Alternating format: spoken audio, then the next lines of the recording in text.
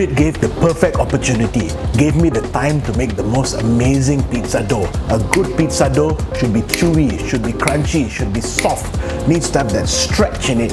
And I had the perfect time and opportunity to make this beautiful thing with beautiful ingredients. And I'm gonna show you how. Come on, look at that. Woo! This is what you want essentially. You want fermentation, 2-day fermentation. Can you see all those bubbles inside? It should break nicely. You should feel look at all those textures. This is all the air that is trapped in, and that's what you want. So I'm going to show you how to make this guy and how to make the best pizza dough that I know or you can find out there. I challenge you to try. All right. So what I'm going to show you the basics, right? So what is really important when making this pizza dough is you want to make sure you have good dry active yeast, and you want to add it with warm water. All right, make sure the water is warm and you want to add the yeast. And the way that you're going to know that the yeast is alive and is going to activate is you want to make sure that the yeast bubbles.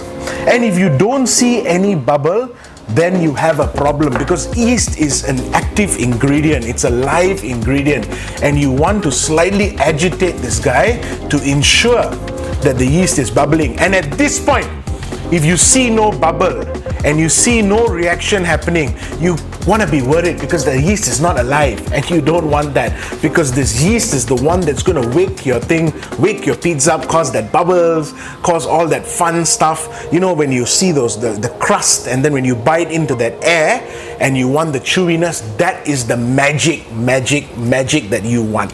So right now, as you can see, if I bring it down to the yeast, it's starting to work, it's starting to bubble. To help, yeast is good friends with this guy.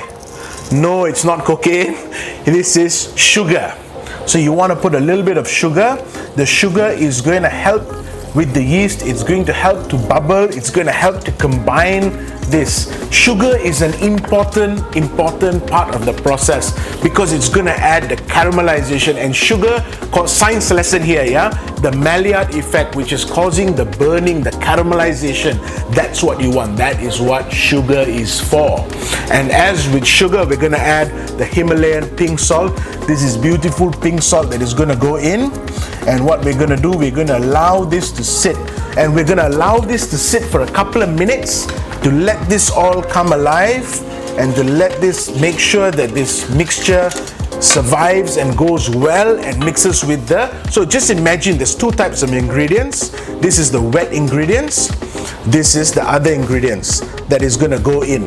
So this is the flour that we're going to use. You can use any type of flour. We are using AA flour, which is extra fine flour. So we want to make sure that this flour combines with this liquid, and that is going to be the basis for the dough. I'm going to add a little bit of extra virgin olive oil. This is one of the secrets that we do, and this is going to go inside here, and this is going to add color and lusciousness to the dough. And a little bit of oregano. Oregano is going to go here, and it's just going to flavor the dough. We don't want to do too much to the dough. We just want to make sure the oregano flavors it. So we got the salt, we got the olive oil, we got the yeast, we got all that going in, and that is going to really cause the fermentation to happen. And what we're going to do a hand mixture, because this is something that you want to do at home. Ideally, you want to leave this mixture for about 5 to 7 minutes, and you want to pour this in and ensure that and incorporate it well. And if you have a spatula, that would be the best way to do so. So now that you've incorporated all of this, the sugar, the salts, the olive oil, we're going to slowly mix this together and incorporate this well. And you want to incorporate this. This is one of the important processes, making sure you incorporate it. You can have fun with the family. Let everybody get involved and mix this dough and let it sit. So once this dough is mixed and incorporated, you want to leave it for 2 hours to really ferment, to let it rise. And once it rises, you want to stretch it, and you want to just basically make it into a ball shape. And we usually cold ferment it for 48 hours. And what this fermentation is doing is actually creating bubbles. The dough doubles in size, and it creates these beautiful bubbles that is going to form the crust. So now with your hand, you just need to make sure that you get all that flour inside there. Remember hydration. Pizza dough is a lot about hydration. The more water you have, the more sticky your dough is, the more the bubbles are going to come. If the dough, you want it to be a little bit wet, you don't want it to be dry, because if it's dry, it's going to be very boring and it's not going to have any character.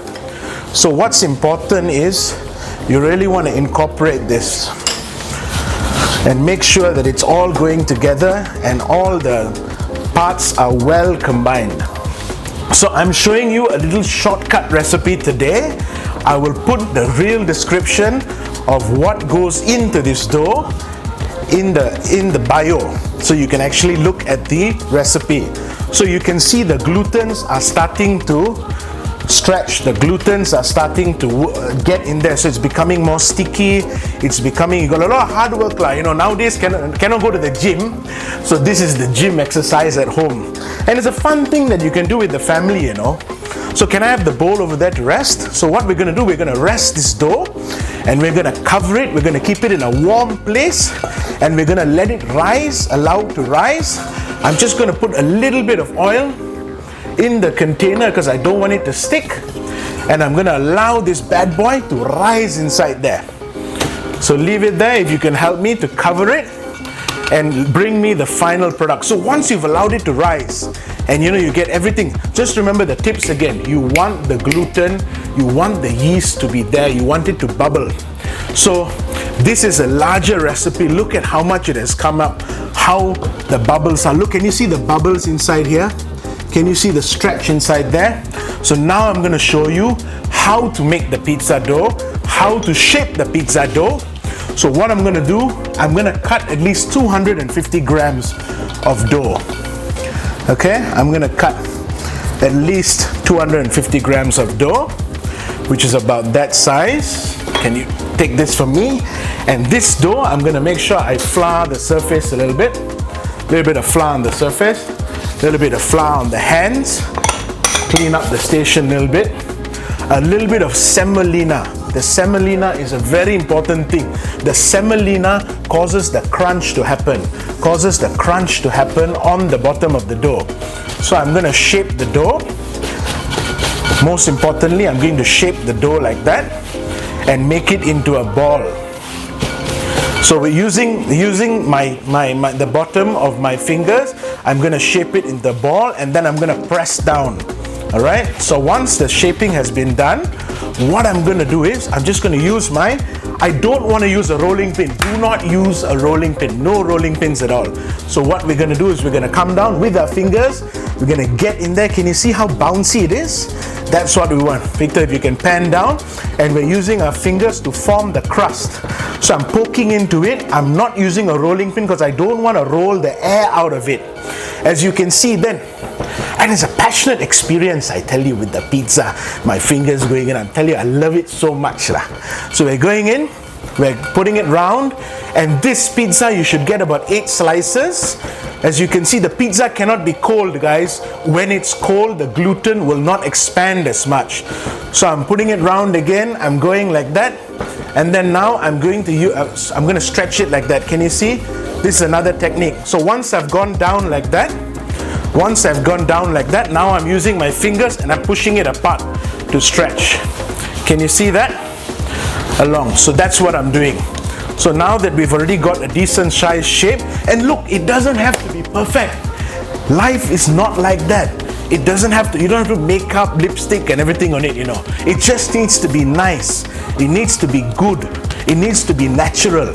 So once we do that, what we're going to do, we're just going to sort of move it up with our thumbs, spread it out, and then I'm going to just spread it a little bit like that.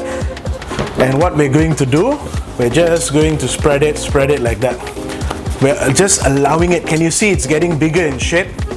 It's getting bigger in shape. So that's what you want. You want to get it bigger in shape, and then you want to stretch it out.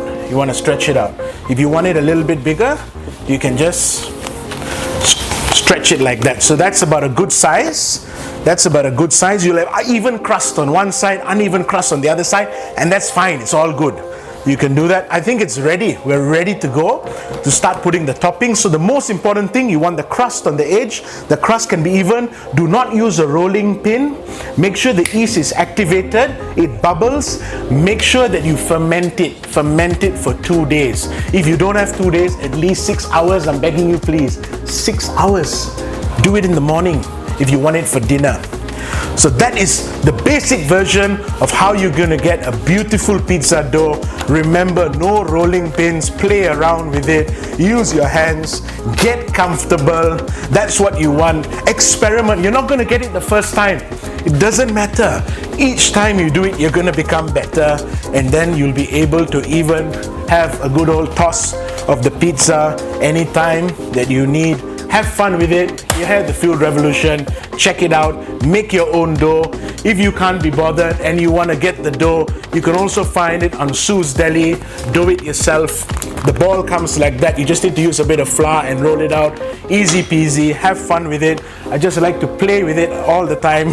Sometimes it breaks. Doesn't matter. Just patch it back up like that and it's good to go. See you soon. Talk soon. Signing out, Naveen Karu. Bye.